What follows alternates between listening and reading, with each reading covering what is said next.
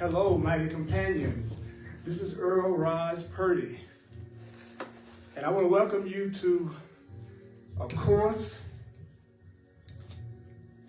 in miracles.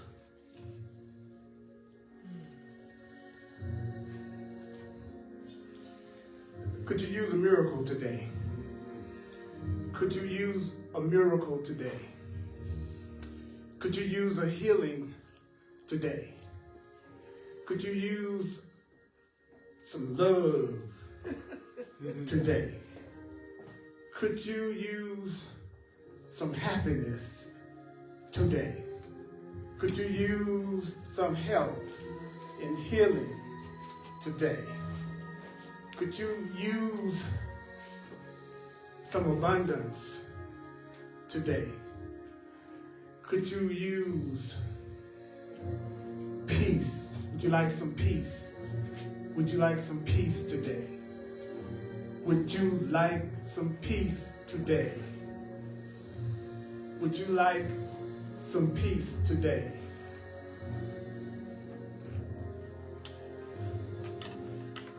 If you need a miracle, remind yourself that it's no accident that you're here today. It's no accident that you're watching this online today. What did I just say?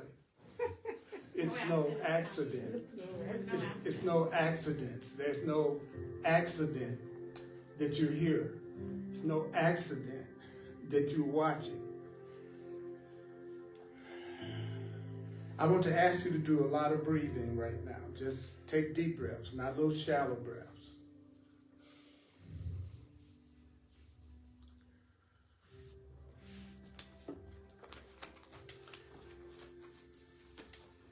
Well, I'm going to tell you exactly how to deal with everybody all the time, every day, so that you'll be able to. How would you like it that if every time somebody did something crazy or angry or that upset you, there would be a way for you to look at it that would bring you a miracle, that would bring you abundance. That every time you looked at this person who seems to be upsetting you in some way, in this way, then it'll bring something good to you. Something really good to you. I want it. That's what I'm going to tell you. So that's what I'm going to share with you. That's what I'm going to share with you today.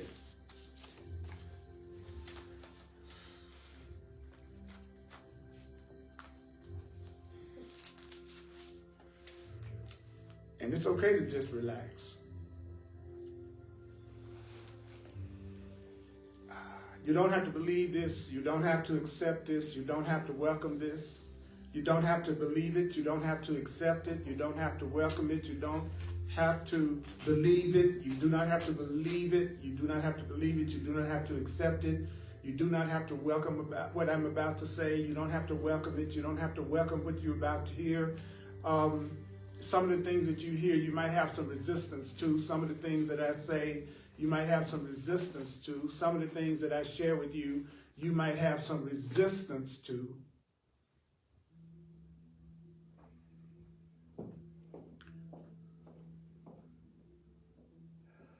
The Course in Miracles are going to say some things that's hard to believe and that startles us. I'm giving you the easy way to do the course. The easy way to do the course would be really easy. Would you like to know the easy way? Yes. Okay. The easy way to do the course is to not analyze it and not judge it.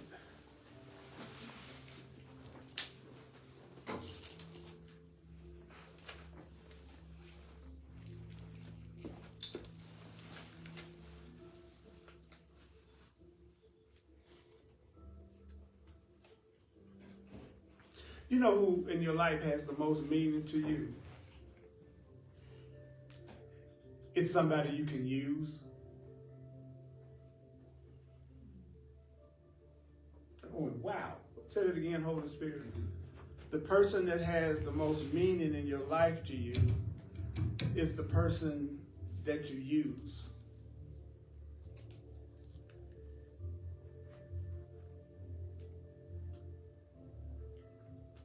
something you see is valuable to you, something you see is helping you, something that's you feel like is loving you and making you wake up and have more peace, something that you can use, someone you can use for that, that's going to be somebody that has meaning to you. Don't you agree? Don't you also agree, just think about it for a minute, that there's another way of saying that the people and the things you focus in on would be the people and the things that would help you get what you want. Would that be fair? Right? That why not use you to get something I want, and why not you use me to get something you want? And why not we agree that what we want is love, and what we want is miracles, and what we want is truth, and what we want is connection, and what we want is safety. That's what I want. Anybody else in here want that? Okay, all right. Because I just, I just joined, just one of you, that I've joined with you on that. And so, and if I want to use you for love and I experience love, then the Course says, that shows me that the love that we say we have is true.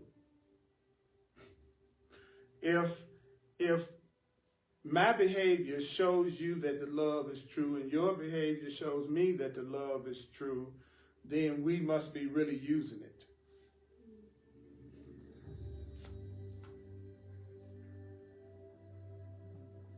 I don't know what's happening in your personal life right now, but I have never experienced the kind of psychological, emotional, and mental shifts that I'm experiencing in my life, in my whole journey. It's been 50 years this year. It was 1974 that I discovered astrology, and that opened up my whole spiritual path. So what I'm experiencing right now is unlike anything that I've ever experienced before. And I can't talk about it. Because if I talked about it, it would dissipate the energy of it. You know why? Because it's highly unlikely that you could respond with the level of enthusiasm that I have about the changes that's going on inside of me. Right? So there are no words to describe it. So there's no way you could feel the impact of it. So to talk about it and to try to express it would dissipate the energy and the power it's having on me. So remember, the next time you have a revelation, some kind of revelation, don't try to describe it to anybody, because you can't. So how do you make people aware of the revelation? Well, the Course in Miracles says, through the change in your behavior that the revelation should have brought, right? If I made a revelation and it says I should be a more forgiving person, then the way I show you my revelation is to be more forgiving with you. I went, like they said on the TV show, So we're going to be on page, I love this section, it's so good. We're going to be on page 215 in the text, chapter 12, the Holy Spirit's curriculum, the judgment of the Holy Spirit. So let's get rid of the religious terminology for a second. That's the same as saying love's curriculum, the judgment of the loving mind. So this is love's curriculum. This isn't jealousy's curriculum. This isn't anger's curriculum. This isn't, you know what I'm saying? What I'm about to share with you is the curriculum of a loving mind. What a loving person would do. What's the course for love? I want a course in love. Because there's a part of me that's tired of the world I've made for myself. There's a part of me that's tired of seeing the separation that I see around me. I'm sick of being around strangers. Now, at least we're on a level of consciousness that most of us can be strangers to each other and we don't attack each other. That's pretty, we need to pat ourselves on the back for that. A few brothers lose their mind and attack, but for the most part, we're total strangers to each other, but we don't attack each other. I don't get in the elevator usually and someone jumps on me. So I'm glad that I'm on that level of consciousness, right? I can be around people I don't know and they still be safe. But I'm ready for another level now. I want to be joined with other people who realize that they're one with me, that we are one, that we're connected, that we are joined, that I am them and they are me, and they want to look out for me as much as I want to look out for them. They would never want to hurt me. I would never want to hurt them. I want to be nurturing and supportive to them. They want to be nurturing and supportive to me. I want to be around people who we are awake enough to know that we should love each other. So this is telling me how to do that. It says in paragraph 4, I love this. How many people reading the course? Anybody here reading it? Okay. All right. You guys pay particular attention to what I'm saying. Okay. Rule number 1, course student, is it says, read me slowly. Do me slowly. Do me slowly. I want it slowly. So how would we do that? Well, then it says, I love this. It says, there is nothing to prevent you from recognizing all calls for help. The Course in Miracles said that, we heard it last week, if somebody's upset, if somebody's afraid, if somebody's angry, insecure, whatever they're going through that's not very loving, it says we're supposed to see that as a call for love. That we're supposed to see crazy people as a call for love. People who are going off, people who don't know the truth, whatever. He says you should say, that person is calling for help, that person is calling for help, that person is calling for help, that person is calling for love, that person is calling for love, that person is calling for love. That person, anybody you see being unloving in any kind of way, or saying anything that's not loving and peaceful, even if they're saying it to you, even if they're condemning you, even if they're criticizing you, even if they're angry at you, you are supposed to see it as they're calling for help. They're calling for love. They're calling for love.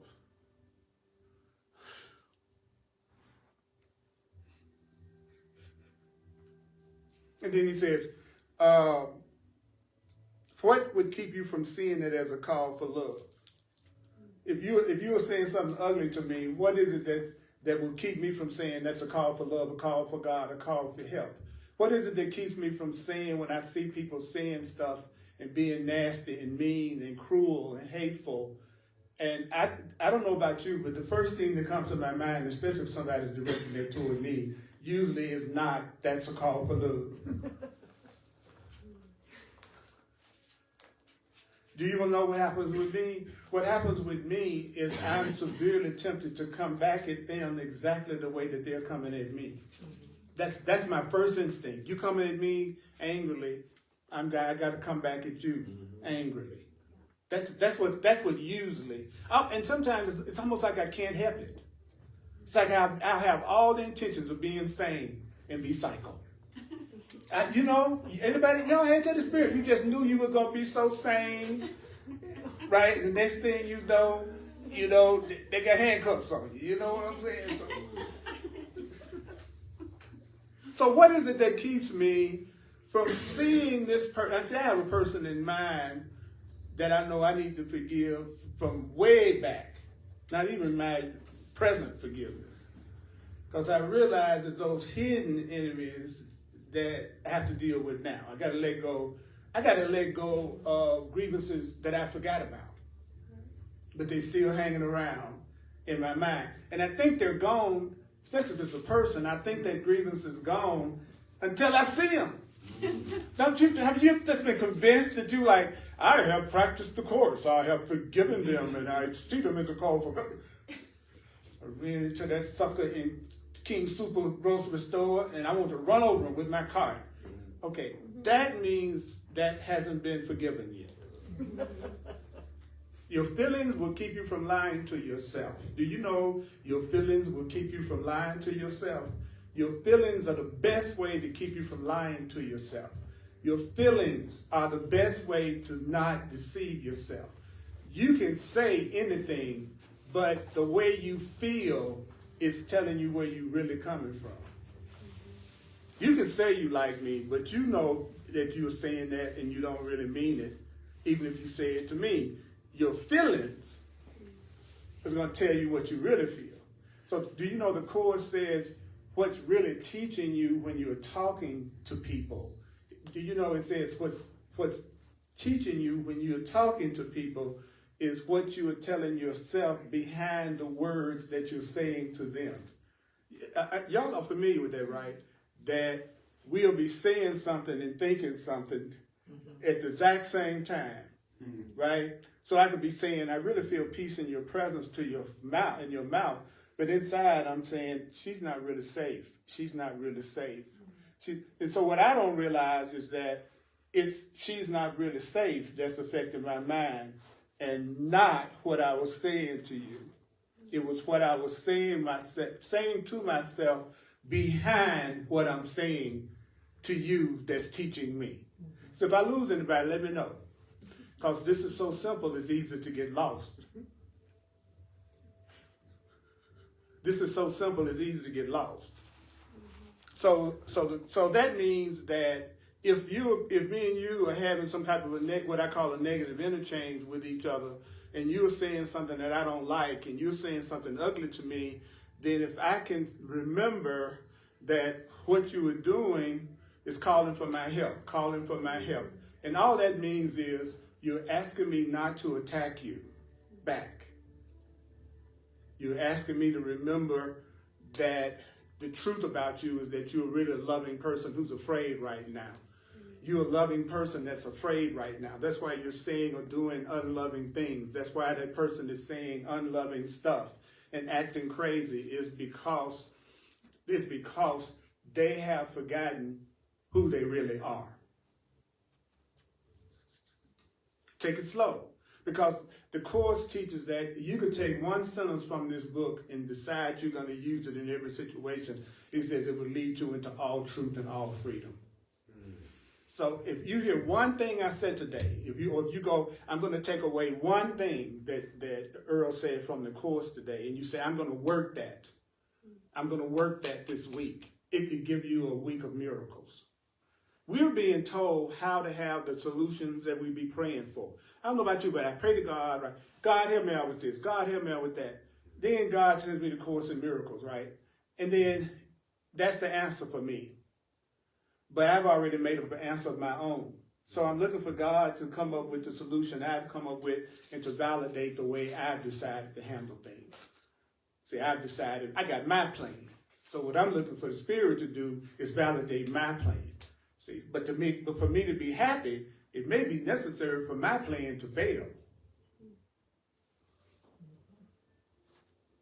If I'm always doing something that's hurting me, then I got to stop hurting me. So that means the things that I've been doing and the plans I've been making and the patterns I've been doing, they're going to start to fail. And to you and your ego, it'll look like everything's going wrong in your life. And the only thing that's happened is your plans are failing, because your plans that you're making up are not the true plans that would bring happiness to you. Wow. Say it again. What you said again to me, Spirit. Yeah. What you consider to be failure is sometimes your greatest advances. Sometimes when you are moving at lightning speed in your spiritual development would be the times that you see yourself as the greatest failure, and that what you're going through is because you're a failure. So actually, when you're feeling the most depressed and down and feeling like things aren't going right in your life, sometimes when you're feeling that way, you're making the greatest advances.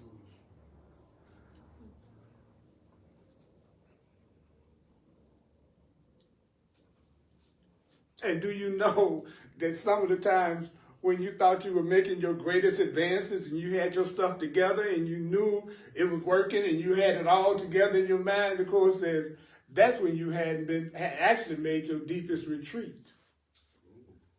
Sometimes when you thought you were doing it right the most was when you were setting yourself back the most. And sometimes when you think you are depressed and you are a failure, those are times that you are making advances, sometimes beyond your wildest imagination. So what is it that keeps me from seeing what you are doing to me and saying to me as a call for love and a call for help, instead of feeling like you're attacking me and I need to attack you back? You're attacking me and I need to attack you back. You're making me mad, so I need to attack you back. He said, it says it's one thing, you have an imagined need. And then the Course says, well, what is that imagined need that you have that would keep you from seeing what that person is doing as a call for love? What is that need that you have that would keep you from wanting to see it as that person is calling for your help? What is that need you have? He said, your need to attack that joker. Mm-hmm. I could see it as a call for love, but my desire to see you as my enemy and somebody I need to be angry at and who I need to attack is stronger than my need to see what you're doing as a call for love. I want to attack you more than I want to see what you're doing as a call for love. That's what this book had the audacity to tell me. Okay, tomorrow at work, if you're going through with something with somebody, then I want you to realize that the only thing they're doing is expressing love, or they're calling for love, or they're calling for help. Those are the only two things any two people are ever doing, regardless of what words they're using. I don't even care about the words that people say to me like I used to. I don't even care about the words, because if you know the meaning of the words don't matter, right? So what's the meaning of any words that any of you would say to me?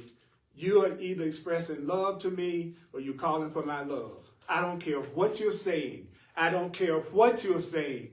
I don't care what you are saying to me. I'm going to interpret it as, at some level, you're either expressing the truth or you're calling for the truth.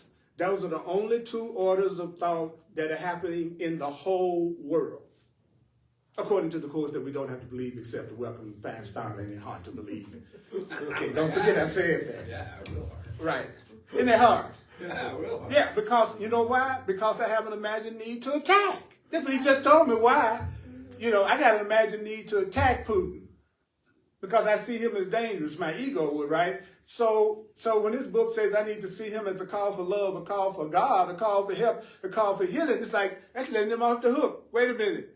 You know, no, my need to attack him is greater than my need to see what he's doing as a call for love.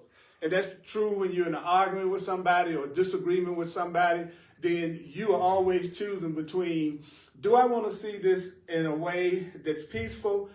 Do I really feel a need to attack them back for what they're doing or saying right now, or to become very defensive because of what they're doing and saying? Because the Course says attack and defense, attack, defense. That's what we do, attack and defend, attack and defend. So sometimes my need to be right, my need to attack, my need to express my anger is so strong that even though I know I can look at you the right way, I don't want to, and I don't do it because I really need to get you. I really need to give you a piece of my mind. So my imaginary need to attack is greater than my need to see what you're doing as a call for help. Slow course is a trip, ain't it? Because I do it all the time. I do it all the time. I can listen to people and I'm always trying to decide whether I'm going to get mad or not. Is what they're saying something that I'm going to be cool about? Or are they saying something I need to get them straight about? So I'm already showing you that my imagined need to attack is greater than my need to see what you're doing as a call for help and a call for love. I want to get you back. Mm-hmm. I want to attack you. So then the Course says, do you know that if you believe that person's call, I'm going to do this in plain language. Do you know that if you believe that that person's call for help is something else, if I think that what you're really trying to do is to enslave me or desert me or hurt me in some way, then that's what I'm going to react to. Do you know that's what you do, right? If I think you're trying to hurt my feelings, that's what I react to. So I'm seeing your call for help as something else other than a call for help. You're really calling for God. You're really calling for God. You're really calling for God. You're really calling for love. You're really calling for love. When you feel guilty and ashamed and you've gone off and you've done something you feel is bad or wrong, you're really calling for love. You're really calling for help. You're really calling for God. Every time you feel guilty about something, every time you feel sick, every time you think you got lack, every time you think you're alone and you feel insecure and you feel hurt, you're calling for love, and you're calling for help, and you're calling for love, and you're calling for help, and you're calling for healing, and you're calling for love. But if I think what you're doing is trying to hurt me, then I'm going to react to that. So that means my response is wrong. My response is inappropriate. Wait a minute, Earl, you've gone too far. Right. Oh, no, you hurt me. I don't want to see it in my perception. I don't want to see it as you're just calling for my love. You really hurt me. So I'm responding to the other way of looking at what you're doing. So I'm wrong because that's not really what's going on. You're wrong because what you say is going on is not really going on. If I say I'm unhappy right now because of something you're doing to me, and so I'm reacting to that, and I'm not seeing what you're doing as a call for love, then that's what it really is. It's really a call for love, and I'm responding to my anger and upset. I'm wrong. My response is inappropriate. That's an inappropriate response because that's not really what's going on. So if I want to be mad at you, if I want to be separate from you, then I'm doing an inappropriate response because I'm responding to my judgment and not to what the truth taught me. And what did the truth teach me? It taught me that what you're doing is calling for love, calling for God, calling for help, calling for love, calling for... But that person just tried to cheat me out of $100. They're still calling for love, calling for help, and calling for healing. They're still calling for love, calling for help, calling for healing. Then why do I get upset, Earl, when you say that? Oh, that's a true example of the fact that you got an imagined need to attack. That's why you don't want to agree with me, because you feel like there's some situations where you need to get somebody back. So it sounds unsafe. In a way, it sounds like what I said is unsafe, that you could be taken advantage of. Because let me know where you're at now. Are you still here? Okay. Because to do this class don't do no good if we're not all getting something out of it and we're enjoying it.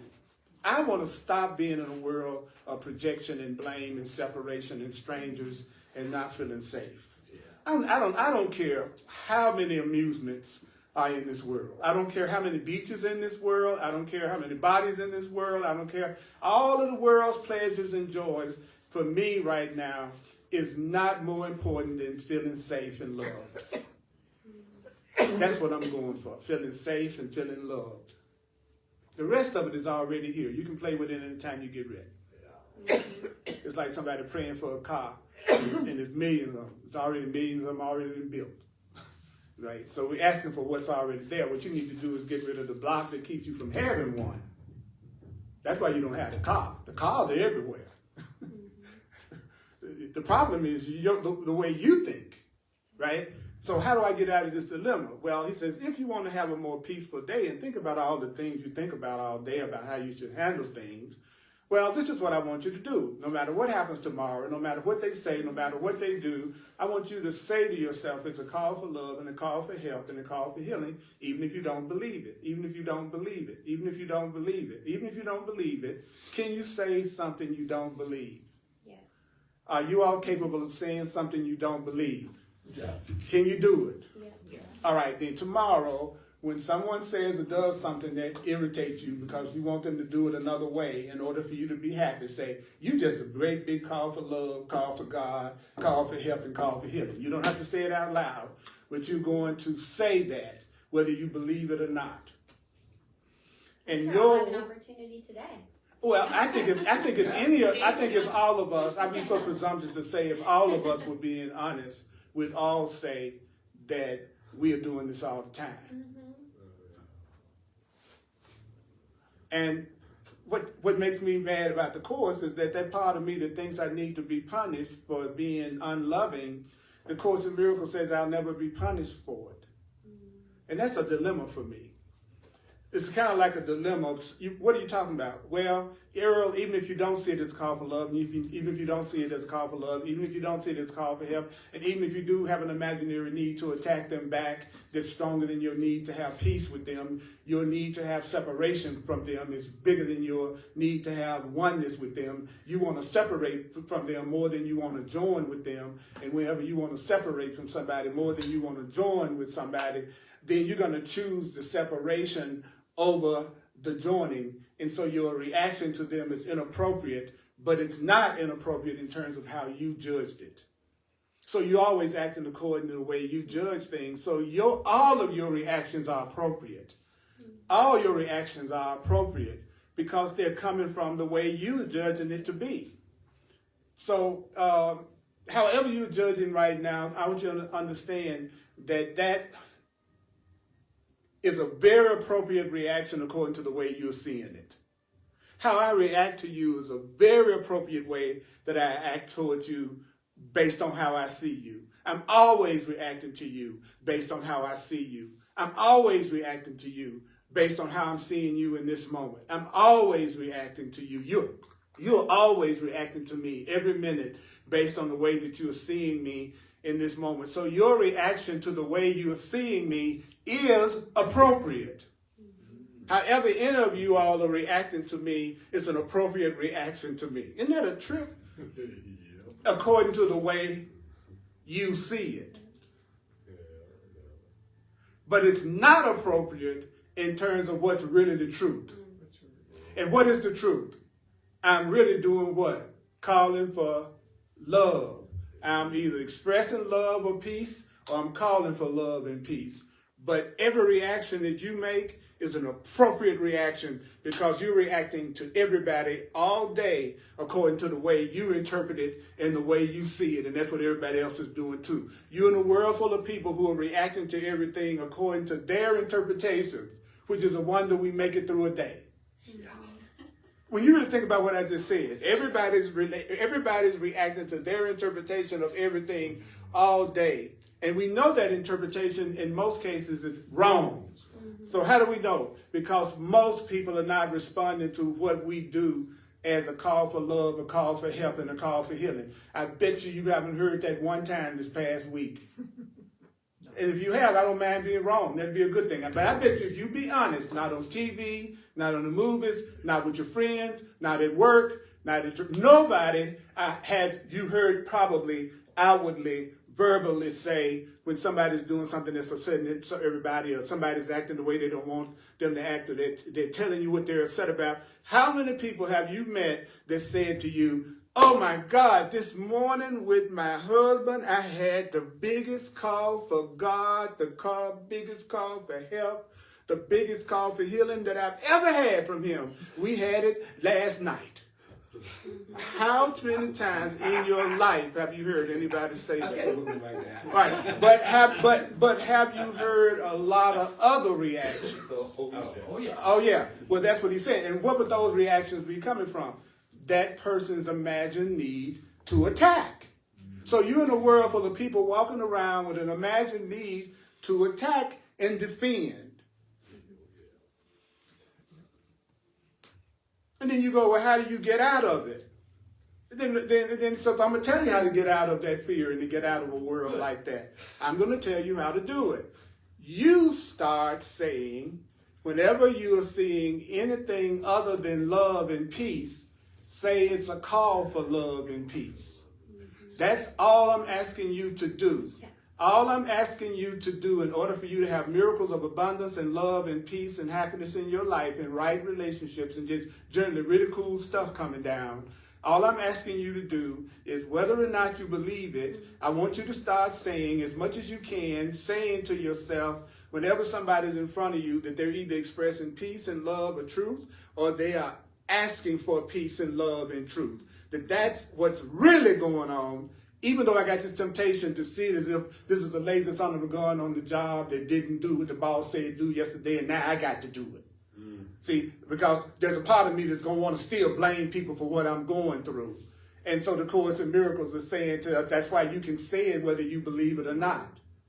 So just say it whether you believe it or not. I don't know how I can make it easier for you all than that. I'm just asking you to say it say this, that it's either love or a call for love, a call for help, a call for healing, if you would just say that in your mind, just say it, whether you believe it or not, consistently, then you will start to attract miracles of healing and happiness and love and peace into your perception. Because all the time, I'm hearing people talk to me about what they wish were different in order for them to be happy, what's missing in their life, what they think they want, how they can have the joy and the peace and the happiness that they want. But I also see people go dead asleep when you start trying to tell them how to have it. That's how much they think they don't deserve it. But I'm still keep doing it anyway. Why? Because there's not a class I ever teach that I haven't learned in. Because the truth is always coming through me. You see what I'm saying? So every time that's why I'm so grateful to you all, because every time I do a class, my peace becomes greater and my life becomes more peaceful, just because I allowed the truth that I don't even believe completely all the time to come through me out to you. And every time I let it come through me, it has an effect on me. Because whatever comes through you has an effect on you. So if anger, guilt, and grievances come through you, attack comes through you, then it's having an effect on you. So everything you're thinking is having an effect on you. Everything that you're thinking is having an effect on you. Everything that you're thinking is having an effect on you. And everything everybody else you know is thinking is having an effect on them. Now, we try to study in this hard time for us. It's hard for us to sometimes believe this stuff and remember it, right? Yeah. We see ourselves as being on the spiritual path, and we'll forget this kind of stuff, right? But then what do you think the people are going to do who don't study or read or focus on the truth at all that you meet in your everyday life? What do you think your friends and your relatives who don't ever say these kind of things or believe these things, how hard do you think it is for them to do it if you call yourself being a halfway conscious spiritual being and you know you still lose it and you have grievances and you get upset? Well, then that means they're even more asleep. That means they're even more likely to choose to see it as attack and to get upset than to see what you are doing as a call for love, a call for help, a call for healing.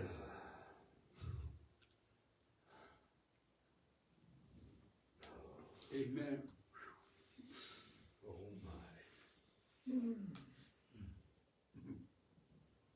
my. I love it. He said, and it is only this that makes you willing to engage in endless battles with reality. So what are you doing? Well, I'm getting my alarm clock went off this morning because it's time for me to go in and do my endless battle with reality. It's otherwise called my job, my relationship, right? Some people it's like an endless. Then the Course says, what happens when you're battling with reality, which means you're not willing to see it as a call for love? You're not willing to see it as a call for help. That's you battling with reality. He says, well, then that makes your need for healing unreal. You know, if I don't see what you are doing as a call for help, then I'm making that need for healing unreal. I'm making that need for love unreal. And then he goes, well, why would I do that? Why would I want to make the need for love and help unreal? Well, he says, because you are unwilling to accept that reality. You are unwilling to accept that healing. You are unwilling to accept that healing. You are unwilling to accept that love. And when a person is unwilling to accept love, then they never want to see things as a call for love and a call for help. So the person who never sees it as a call for love and a call for help, that's a person who doesn't want to accept reality. Because what is reality? It's all a call for love and a call for help. Why is it I don't want to do that? Why is it so hard for me to do that, Earl? It sounds so simple. You saying I just need to see things as a call for God, a call for love, and a call for, even if I don't believe it. Why won't I do it? Why do I hear this stuff and I don't do it and I forget to do it? He says, well, let me give you the answer. Because you want to withhold it from you. What? You don't want you to be loved. You don't want the things that you do to be seen as a call for help and a call for love and a call for healing. You don't want to receive healing and help when you're afraid and you have anger and you have upset. So to keep with what's making me so unwilling to see what my Father did as a call for love is I still think I have done things that I don't deserve to be loved for. And I don't deserve to have a healing. And I don't deserve to have compassion. There are things within me that I have not forgiven in myself. So I need to withhold that forgiveness from myself. And the way to withhold the healing from myself is to see what you are doing as something that makes me mad. And that's why you see people walking around mad at each other all the time. Don't you know they're mad at each other because they're trying to keep their own healing and happiness from happening?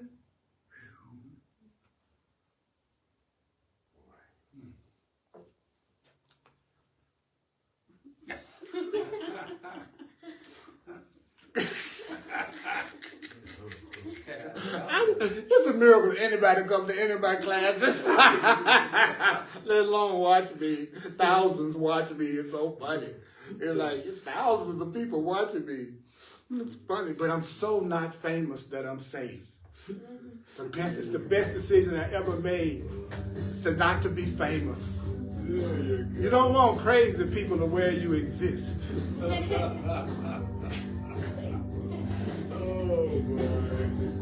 Come on, y'all. We need it. Don't you think we need it? I'm not a victim of the world I see. I'm not a victim of the world I see. I'm not a victim now of the world I see. Take a breath right now. Okay. That's right. I'm gonna give you a little shot. You know what I'm saying? This is the true happy hour. You know what I'm saying? I'm gonna give y'all a little shot of truth. I love you all so much. I appreciate you from the bottom of my heart. All of you. All of you. Thank you, Earl. Thank you, brother. Thank you. Thank you. I'll tell you a miracle, and I might regret saying this, but it just be my call for love. I get thousands of views a month. And out of those thousands of views a month, for months and months and months, I haven't gotten one negative response. Nice. But plenty of, boy, this made a difference. Boy, I was ready to take myself out until I read this. You don't know how much this has helped me. How much you know what I'm saying? So I'm getting all this coming at me, but no cause for love, right? And you know why I think that happens? Why I really think that happens? Why? Because the Holy Spirit sends the people who watch my videos. Of course. Because people who watch my videos that are sent by love wouldn't want to attack me. And it's what you're putting out as well. You draw to you what you put out. That's also true. That's also true. But for me personally, it's more confident thinking that they're being sent to me. Absolutely. That sounds easier. And I'm lazy. So even saying my vibration draws it to me, that still sounds like too much like work. But if I go, you sent it to me. Oh, okay. That's good, right? But then if I do get the ones that are calls for love, I've already been told what to do. I need to see it as what? A call for love, a call for help, a call for healing. What would keep me from doing that? My own desire to make sure that I'm not healed and I'm not helped and I'm not loved. Because to the degree I think I don't deserve it myself is going to be the degree I'm not going to want to see what you all do or what somebody does that upsets me as a call for help. It doesn't have anything to do with them. It has to do with me. I'm trying to keep my peace from getting to me, my abundance from getting to me, my health from getting to me. So my reaction is appropriate in terms of how I'm seeing my daddy, but it's totally inappropriate in terms of what the real deal was happening. So if my daddy came home and he was so inebriated with alcohol that he peed his pants, and I was a kid watching that, having a psychological effect on me, and resenting him for not being the kind of father I wanted him to be, and I was reacting to that interpretation, which was the right one based on how I was seeing him, But it was a totally inappropriate reaction to my father in terms of what my father was really doing. And he was saying, help me, son, help me, God, help me, help me. But I got lost in the form the call was being made in. So I was judging more his physical action than the fact that he was just calling for my love. Why? Because I didn't think I deserved love. And I want to make sure my miracles and my good stayed away from my little bad self. See, that's what I'm telling you. You treat people the way you want to be treated. So if I know, so I can find out everything I need to know about you by how you see everyone around you and the way you describe what's going on. So the Course is saying to us, you're withholding it from yourself. And that's why you battle with everything all day and you try to look at it like you got all this stuff that's out here to get you, that somebody's out to get you, that some situation is out to get you, and you have this enemy out there that you got to be defended against all the time. Let me tell y'all something. You don't have any enemies. You don't have any enemies. There's probably no one on earth that's thinking at this very moment how they can personally hurt you. That they singled you out, and now they're at Starbucks having a latte going, how can I absolutely hurt Earl Purdy? What can I do to cause him pain? What can I do to hurt? And I would venture to say that you all don't do that yourselves. That you don't sit around purposely trying to come up with every way you can to hurt somebody or to attack somebody personally in some way. And even if it is a person like that in your mind, that's still one person. That still ain't half the universe. So my point in telling you is there's not anybody out to get you. There's not anybody out to get you. You don't have any enemies. You don't really have any enemies. Nobody's trying to block you. Nobody's trying to stop you. Nobody's trying to block you. Nobody's trying to block you. But you are trying to block you by not seeing what's going on in the world right now as a big old call for God, a big old call for healing, what's going on politically, emotionally, all the stuff that's going on in people's personal lives, everything that's going on in your personal life, everything that causes you joy, everything that terrifies you is your cry for help.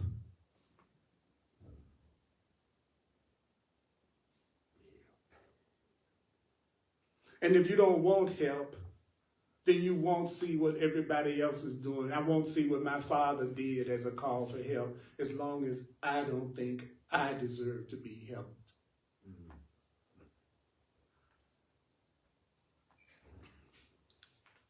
That was one paragraph. Any questions or comments about anything I've just said? And if you do, all I ask is that you speak up loudly so that it can be picked up and everybody can hear. I love to clarify. Yeah. I had the great misfortune of being out of the country with this lady who he best described as a vampire. Does anyone know what a vampire is? Oh yeah. You know, she just sucks you dry. Oh yeah. And I'm over there with my, being a good student, looking at her the best light I possibly can do. Speak loud. The best light I could do. And she just annoyed it just annoyed the fuck out of her. Please watch your language. It annoyed her a lot. Okay. And it seemed like I was kind of stuck with her for a while, so it wasn't like I could just pass her in the street. And I finally realized for myself, if I just got down where she was, the level that she was at, she could relate to it, and we were fine. And so I'm kind of walking away with the thought that I think for me in my life, there's spiritual people like all you are, which I love and adore you. And there's other people out there that, for a better term, are vampires, don't want to see your love, don't want to do that. And that for me, I just got to really be very vigilant on who I'm opening my heart to. Okay. All right. Now, that was a perfect example of what we were just talking about, right? That you have, for some reason, you have the imagined need to see what she was doing as being a vampire. And because you were saying, one of the reasons why was it felt unsafe for you. And so your reaction to her was a totally appropriate reaction to her based on how you were seeing her, right? But it's not the correct perception in terms of what's really going on, which is she's calling for help, she's calling for love, she's calling for healing. And that's what the Course is doing. It's saying, I don't deny that you got your perception of things that you feel like you need to use in order for you to be safe, because we all do that. We all do that. What you just said you did with them, we all do that. The difference is we've got the Course telling us what's the truth about it. What's really going on, regardless of how I see it. Like I was using my relationship with my father as an example. Yeah, my reaction was totally appropriate in terms of me feeling like he was failing the job of being a good dad, right? But the truth was he was calling for help, and he was calling for love, and he was calling for healing. So my reaction was appropriate to him in terms of how I saw it as a child. But that doesn't mean I'm right. Just because I use that interpretation doesn't mean I'm right.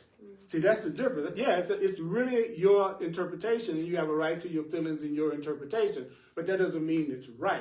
And what is it that makes me want to hang on to that interpretation? You say, well, there's still a part of me that doesn't want to or believe I deserve to be looked at with love and compassion when I'm afraid.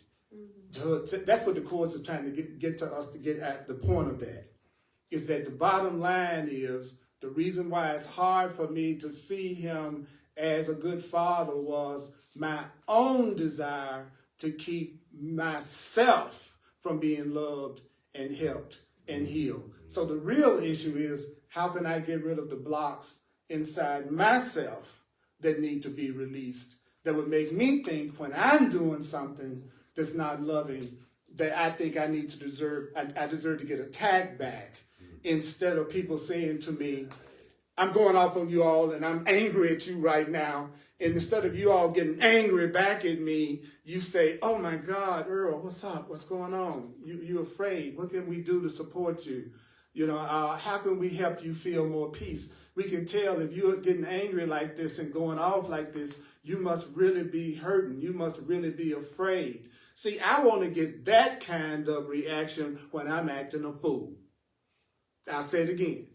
When I'm acting a fool, when I'm being unkind, when I'm being judgmental, when I'm not being nice, when I'm hurting someone else unintentionally, I want the world to go, Earl, we love you. How can we help you? How can we create a really safe space for you right now? I want to create a world where that's the kind of people around me, than create a world where they see me as being mean and cruel, and they're just as mean and cruel back at me. Those are your two choices. Either you're going to be in a world that when you're calling for love, people are going to answer it, or you're going to be in a world where when you're calling for help and love, it seems like nobody comes to your rescue and help you out. And all of us have had that experience of sometimes feeling like we needed help and there wasn't anybody around. And the Course in Miracles is simply saying, I'm going to give you the simple reason why. It's because everything comes from your thought. Everything comes from your consciousness. So if you are seeing this as an attack, then you experience what you think of as attack. If you start seeing it as a call for love, if you start seeing it as a call for help, then you'll start to manifest that when you're going through pain and you're angry and you're upset and you're being the most selfish person, instead of attracting somebody attacking you for being so selfish, which is what happened in the past. You will start to create a reality where people will have compassion for you when you've done stuff that you feel shame about or you feel like was bad or wrong. And why won't you see it that way when you're only being asked to see it that way as a call for love, whether you like it or not? He says, well, I'll tell you why. You're not willing to accept the truth, and you still want to battle with the truth so that you can withhold that truth and that healing and that love from yourself. Because what you're saying to the universe is, when I'm acting crazy, when I'm acting afraid, whenever I'm angry, whenever I'm selfish, whenever I'm insecure and jealous, what I want the universe to do is attack me and punish me for that. But what you're training your mind to do now is when you feel angry, when you feel upset, and you're feeling selfish, and you're not being a truly loving person, the universe and the people around you will respond with love and compassion to you and want to help you. And this is teaching us how to get those helpful people in our life, and those people who don't recognize our pain and don't see it as pain and don't want to help us, to help release those kind of people and situations from your life. And you telling me all I have to do is be willing to say it's love or a call for love, even if I don't believe it, just my willingness to do what you are telling me, that if I say this is my spiritual path, that this is giving me information that's helpful, this is God talking to me, this is Spirit talking to me, I'm asking it how I can have the kind of peace and joy and love I want in my life, how I can have the kind of relationships I want in my life. I was just told exactly how to attract loving people into my life, which I will not do if I think I don't deserve to be loved. If I think I don't deserve to be loved, I'm not going to do a doggone thing I just heard you say, Earl. I'm going to still keep holding to the grievance. I'm still going to be seeing it as something other than a call for help, because that guarantees that I'm withholding that love and that help from myself. Wow. Wow. Wow. Wow.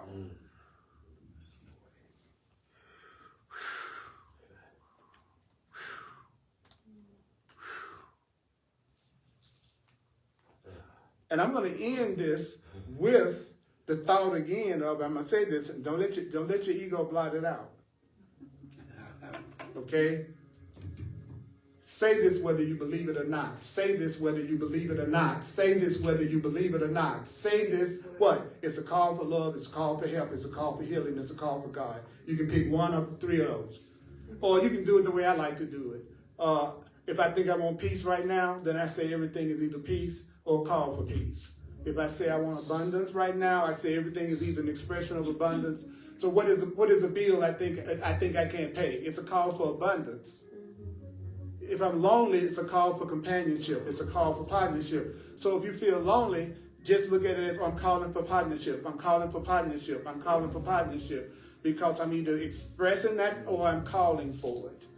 This is how you get out of a world that is full of strangers that don't care about each other, that feel defensive and fearful. You want to get out of this perception that we call the world that we're in. We were just given the way out of it. And I defy anyone to tell me something that requires less than what I just said this course said we needed to do. It said, say what you don't believe. We're geniuses at that. So it would make sense to me that our spiritual path would include saying stuff we don't believe. But so why do you say it? He says because, and I'm going to tell you why. He says it's because it's symbolic of your willingness to have the universe answer your prayers, to have the universe of God to solve your problem. In other words, it's like you're signaling to Spirit, I'm willing to have you take over. It's like people say, I want to give it to God. The Course in Miracles says, but what do you mean you want to give it to God? Then that means you're willing to do what God says. You're willing to do what the Creator says. That's what it means to surrender. To surrender means you allowing yourself to be submissive to this energy, to this idea, that you're going to do what it says. So for me to say I'm surrendering my life to the Holy Spirit, then I got instructions right here telling me what to do from the path I chose, and then I don't do it, is me not surrendering to the Holy Spirit. That's me not surrendering to God. That's me still having an imagined need to attack or to hurt myself in some way. And I'm not willing to do that little simple thing of saying it's a call for help, a call for love, a call for healing. Because doggone it, I don't think nobody needs to help somebody as bad as I am. And as sinful and guilty as I am. So I'm going to insist on giving what I don't want to receive. Because I want everybody to treat me cool. I'm like going, wow. Wow. And so if you can't do what I just said, if you can't do it, that's just what? Your call for love. Your call for help. So you're still covered. And sometimes two people can be calling for love and calling for help at the same time. And that's called you being insane with anger and upset, and them equally being insane with anger and upset. And y'all doing that. It's both of you calling for God. Both of you calling for love. So what do? You do what both of you want to do in that moment. You know, when two people are arguing and upset and they want to stay in their position in that moment, that's because they want to be separate, right? So separate. That's right. So friggin' separate. Even if it's just for a few hours. That's what you want. That's why you all won't come to any type of peaceful resolution of the situation, is because you want to separate. That's why you're clashing. So separate. Because sometimes when you separate, that's when you can get a fresh perspective. And realize it was what? Love. Or call for love. All right, so here we go. I'm going to do one little thing at the end. Let's do the love offering. I really, really thank you for sharing with me. I'm a full-time teacher, and I really, really appreciate you being generous and sharing with me. You can go to my website, www.earlpurdy.com, and you can use Venmo, the Cash App, PayPal, Zelle, or Square. All you need is my email address, earlpurdy@earlpurdy.com. earlpurdy@earlpurdy.com. It's not a scam if what you give is completely voluntary.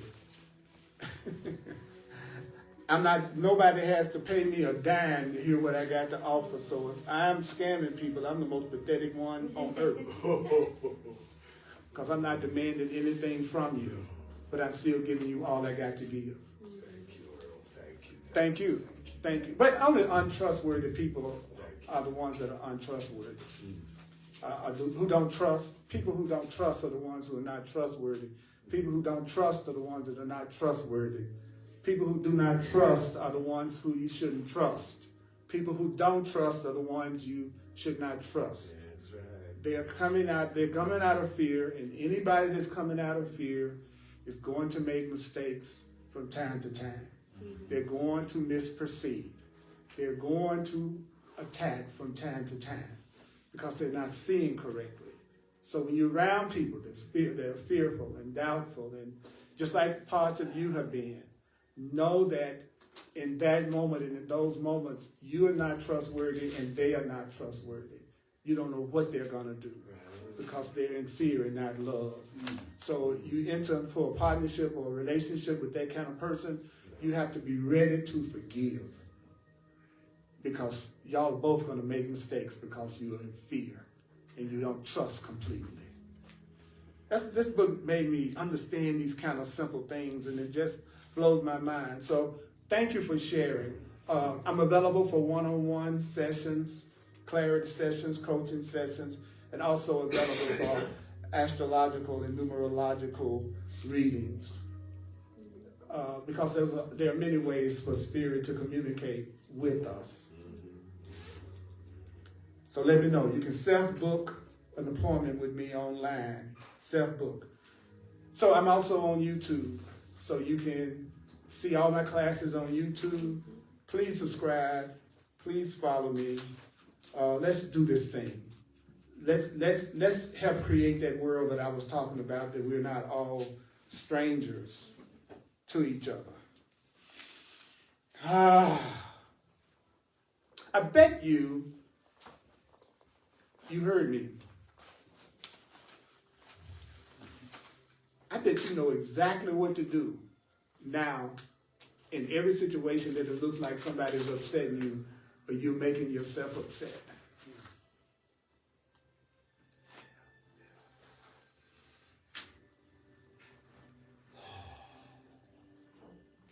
Who can tell me why I wouldn't want to see the way that the person is acting when they're acting in a way I don't like? What is it that would keep me from wanting to see that as a call for love and a call for help and a call for God? Because I think I deserve to be treated that way. Thank Even you. though part of me is fighting against it, there's that other part. I want to attack. You want to attack. Both of y'all are absolutely right. because I really want to come back at you the way you come at me. And me doing that is more important than seeing it as a call for love. But I'm not wrong. I'm not wrong in terms of my interpretation of what's going on. But I am wrong in terms of what Spirit, who I pray to, is telling me how I should look at it. I keep saying to Spirit, help me, direct me, make me safe. How can I have loving people? And then Spirit turns around and answers us. And then we'll go, well, I have an imagined need to keep on seeing it the way I'm seeing it, more than I want to see it the way you're telling me I should see it. So I am reacting in terms of how I'm interpreting it and judging it correctly to be upset with my daddy. And the Course says that's right, but you're totally wrong in terms of what's really going on. And what really was going on was your daddy was calling for your love and was calling for God's love and was calling for understanding and calling for healing, calling for help.